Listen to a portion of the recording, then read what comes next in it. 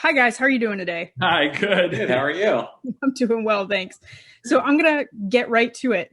Why now? What makes today's climate the right time for an Animaniacs revival? Uh, the comfort that the nostalgia provides in these ridiculously polarizing times. I think the show has an easy entry point. It's sort of got a Looney Tunesy kind of feel.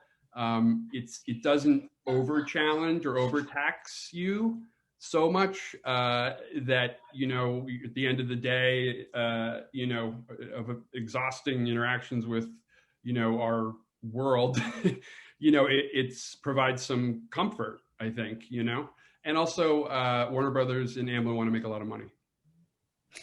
All right, that's fair. But actually, picking up from that, these past 5 years, I realize this has been in development for some time at this point, but the past 5 years or so have been pretty wild. So I'm wondering, how does one approach satire when life seems stranger than fiction? I think it's about the degrees of meta. It's like I think at some point you reach a level of meta where nothing makes sense anymore, and then you have to redefine what meta is. So we didn't go that far, but like yeah, I mean when the show's as self aware as Animaniacs is, you have to be self aware of your self awareness. You know what I mean? And so yeah, I think we had to like take a step back from the original just in terms of the approach to satire.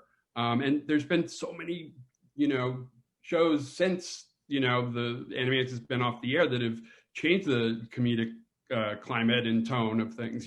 So we tried to keep up, or maybe even be a little ahead of that for kids and their parents. Visually too, it's a good time to bring it back, just because there's so many new styles that kids are, everyone's exposed to. So to try to bring those in, there's other influences. Yeah, Yeah, like like the Amazing World of Gumball, like holy, the visual variety is like it's like a buffet, and that's a great example of a show that sort of brought things forward comedically, visually, and there's a lot of gumballs. I mean, I love Gumball. I think it's amazing, but So I want to talk about that visual style because I mean, obviously, since the original series wrapped in 1998, animation technology has come so far. So how did that impact the way that you developed the new look and feel for these iconic characters?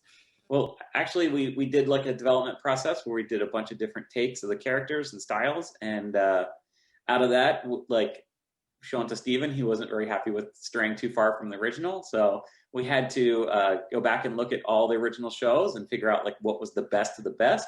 And there was a studio called TMS back in the day that did they outsourced all their animation, and it was a Japanese studio called Tokyo Movie Shin, and that was like our favorite. And then we found out it was also Steven's favorite, so we really leaned in design wise to them. And then as far as like animation style, like I mean, you have to do full animation. That's what the original show was. So this is a very like a lot of labor intensive drawing went into like keeping the characters feel really alive. And then outside of like the main characters, like we tried to like push other styles and new ways of doing things as much as we could. So the ones that aren't specifically like the core, what we call the core style, we call them off core. They're visually different. So.